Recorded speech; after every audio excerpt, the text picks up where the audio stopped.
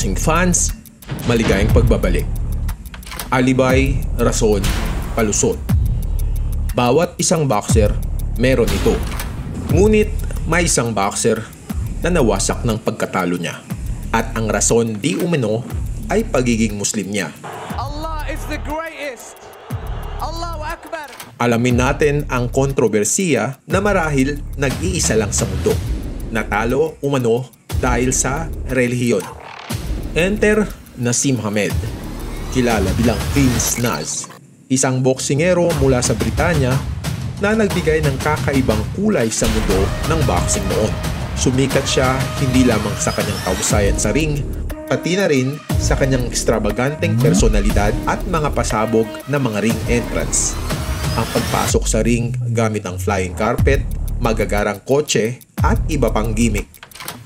Sa boxing style naman, malikhain ang estilo niya. Nasa baba palagi ang kamay at gaya ni Pacquiao, super bilis ang mga galawan ng mamang ito. And out of 37 fights, isa lamang ang talo ni Naseem Hamed. At ang nag-iisang talong ito ay nagmula sa Mexican legend na si Marco Antonio Barrera. Sa araw na ito, magugulat si Barrera sa matutuklasan niya sa isang guest sa show niya. Ilalahad ng taong ito ang dahilan kung bakit natalo umano sa kanya si Naseem Hamed. At ito ay may kinalaman sa relihiyong Islam niya. إن شئت سهلا الله أكبر النصر. Bago natin pakinggan ang pagsisiwalat, isasalaysay ni Barrera ang kanilang laban. Paano nagsimula at paano niya nasagot ang puzzle ni Naseem Hamed. Lo sé con uno que se llama Naseem Hamed. Un peleador que tenía como un estilo muy característico, ¿no? Y iba invicto, ¿no? Tú le quitaste el invicto y se retiró, creo que una pelea después, ¿no? No supo perder, no supo, como me mencionabas hace rato, sobrellevar la derrota, no lo supo. Él venía como lo que acaba de hacer Canelo, le rompió la madre a todos los campeones del mundo, de la división. Se acabó con todos y dijo, ¿quién sigue? Así, de plano. Gaya nga ng boxing superstar na si Canelo Alvarez, kinikilala ni Barrera ang mga tagumpay ni Naseem. Nilinis ang dibisyon at tinalo ang lahat. End of the day, I'm not just a puncher. End of the day, I've got a wicked technique. It's one in a million. I know I'm the best in the world. Ngunit, paano nga ba nangyari ang laban kay Barrera? Ito ang salaysay ni Barrera. Y el hermano estuvo cuando yo peleé con el Terrible, que era su promotor. El hermano de Naseem. De Naseem Hamed. Se acercó con mi promotor y le dijo, quiero que mi hermano pelee con el mejor. Y el mejor mexicano es Barrera. Para mí le ganó al Terrible. Y yo le dije, oye, échamelo, lo quiero. Porque yo ya lo había visto y yo decía, no manches. Pagkatapos ng unang fight ni Erik Morales at Barrera, nilapitan nga ng Team Naseem ang team ni Barrera. Bakit nga ba ganito ka-confident si Barrera kay Naseem? Ito ang sagot niya. Son los míos, los ingleses. Antes que con él peleé como con 2 o con 3 y ya les había agarrado el modo. Yo a todos los ingleses con los que peleé los noqueé. Eras 3-1. 3-1 sí. Que me ganaba. Los expertos del boxeo, los que escriben, me daban por knockout que yo perdía. Kahit nga underdog si Barrera noon, nasa tuktok ng bundok ang pagsaling niya. May dalawa siyang biktima na British fighters na nagngangalang Richie Wenton at Paul Lloyd na kapwa binayak ni Barrera. Pakinggan kasi ibabahagi niya sa atin ang kakaibang sakripisyo niya bago pa man ang laban. Es que tenía un hype ese vato. Pegaba durísimo. Bien cabrón.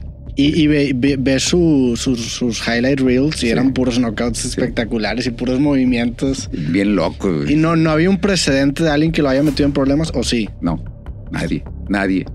A nadie le decía yo mi estrategia. Nada más le decía, yo lo tengo. No dormí 6 días antes de la pelea. Eran las 4 de la mañana. Yo estaba en mi cuarto sentado, caminando, y trae mi hermano, güey, ya duérmete, cabrón. No, estoy pensando. Ustedes quédense tranquilos. Ustedes no se preocupen. Yo estoy pensando en lo que voy a hacer, lo voy a ganar. Hagan su trabajo. Denme chance el mío. 6 días sin poder dormir. Para estar pensando cómo le iba a pelear. Imagine nyo na lang, 6 na araw siyang walang tulog para sa labanang ito. O la estás viendo y los entrenadores por acá te están diciendo, tienes que hacer esto, tienes que ir por ese lado, tienes que ir por este lado. Pero nunca les dije por dónde me iba a ir yo. Ok. O sea, yo les dije, no, ustedes esténse tranquilos. O sea, güey, yo lo veía, a uno lo levantó, le dio una marometa para atrás. Y lo echó para atrás y yo le decía, ese güey es bien puerco. At may kakaibang na-realize si Barrera sa laro ni Naseem Hamed. Le peleo igual, y si le cambia el chip, y si yo me convierto en él, y así fue como le hice. Dito natin makikita ang analytical na abilidad ni Barrera. Sa laban ng Hamed versus Soto na napanood nga niya, nakita ni Barrera na madumi maglaro si Naseem. Isang kahindik-hindik na body slam ang natanggap ng kalaban niya. There's the body slam in the previous round, and obviously deliberate. Bakit nga ba ginawa ito ni Naseem? Ito ang komento ni Hamed. Nice body slam came along. It was like just to show him psychologically, you are not stronger than me. At dito nga nabuo ni Barrera ang kanyang taktika. Estamos en el 12º, en el round número 2, le meto el pie, lo empujo, lo tiro, le doy un rodillazo en los bajos, le doy un manotazo en la cabeza, o sea, le empecé a cambiar el chip. Pangil laban sa pangil, ito ang taktika ni Barrera kay Hamed. Maliin ang mentalidad ni Naseem Hamed. Alam ng lahat, hindi nga masyadong malinis maglaro si Barrera. At si Pacquiao ang mismong saksing buhay sa Mexicanong ito. At dito nga nagpakilala si Barrera kay Hamed.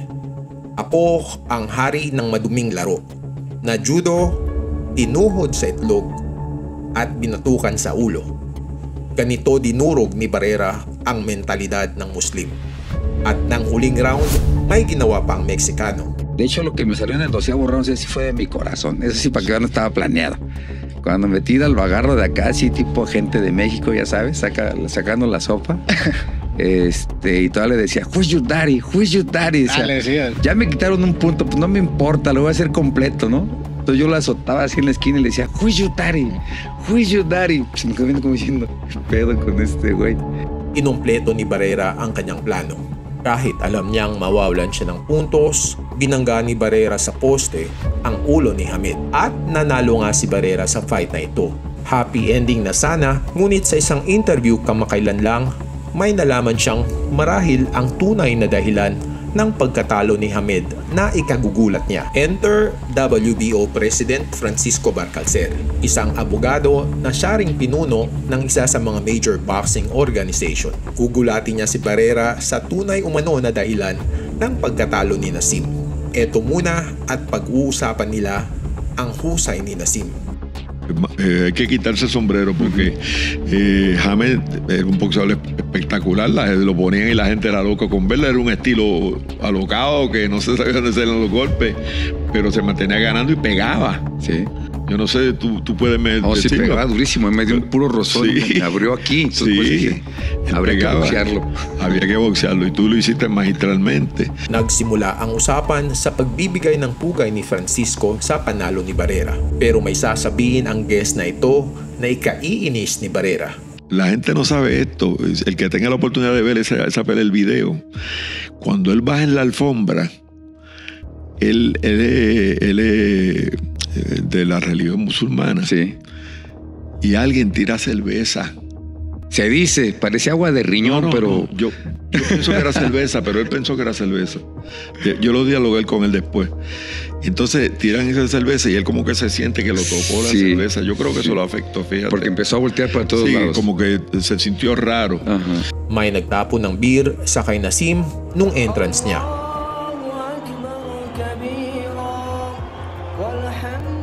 Para maintindihan ng tao gaano kasensitibo ito para kay Naseem Hamed na isang Muslim, ito ang isang pangyayari nang minsang naghapunan sila ng boxer.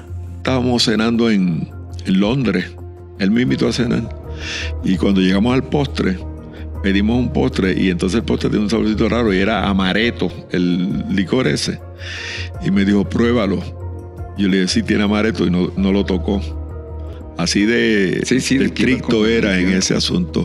Sa hapunan nila, nabigyan sila ng konting dessert na may amaretto, isang matamis na alak na galing Italia. At gaya ng sabi ni Francisco, hindi ito kinain ni Hamed. Dinggin dahil uulitin ni Francisco kay Barrera na napektuhan ang laban ni Nasim dahil dito. Pero yo siempre me llamó la atención que eso como que lo afectó. Y siempre yo pienso que eso lo afectó. Y se lo pregunté. Y a ver, platícanos, ¿qué te dijo? ¿Qué te platicó? Pues eso mismo. Nakita nyo ba ang mukha ni Barrera? Para bang di niya nagustuhan ang tabas ng dila ng kanyang panauhin. Kasi imagine mo naman, 6 na araw kang walang tulog, nag-isip para talunin ang kalaban at sasabihin lang sa'yo dahil lamang sa alak. Dile al final del día. Él se sintió que cuando alguien soltó una cerveza y llegó hasta la alfombra. ¿En serio? Sí. Malayo lang daw ani Barrera at dinaanan na lang niya sa tawa kasi alam niyang guest niya ito at matanda na rin. Sa huling yugto ng kwento, ilalahad din ni Barrera kung paano niya hinanap si Hamed para sa rematch. Bakit kamo gusto niya ng rematch? Panalo naman siya. Eto at panoorin. Yo fui a buscar a Nasim Hamed hasta Inglaterra. Sí. Yo a mi señora, prepárate, vamos a buscar al pinche Hamed. Ya que Hatton me está poniendo la cita con él. Pues decirle que nos aventemos un segundo tiro. Nah, estás loco. ¿Cómo chingado, no? Nos fuimos a Inglaterra, me pusieron con él, dije, campeón. A mi Span English. Necesitamos pelear otra vez. We need to fight again. I need a second fight. Me dijo, no. Perdón. Y me dijo, no, perdón. Me ganaste. No supe perder, no supe valorar. Ya no quiero más de boxeo. Ya no quiero saber del boxeo. Y yo por dentro, puta, güey. Ahorita ganaríamos más dinero, no mames. Dije. Kwarta, pera, dinero. Kahit nga nanalo siya kay Nasim, alam niya sa panahong iyon, mainit ang pangalan ni Nasim. Y no quiso. Triste porque pues no quiso otro tiro. Un segundo hubiera estado bueno. Sí. Ano sa tingin nyo? Magiging iba ba ang resulta ng rematch kung sakaling nangyari ito? Ano ang mas matimbang na dahilan sa talo ni Nasim Hamed? Ang estratehiya ni Barrera o ang serbesa na natapon umano sa katawan ni Nasim sa labanang iyon? Kung nagustuhan nyo ang mga kwentong tulad nito, subscribe at promise natin marami pang darating na storya. Salamat mga kaboxing tayo.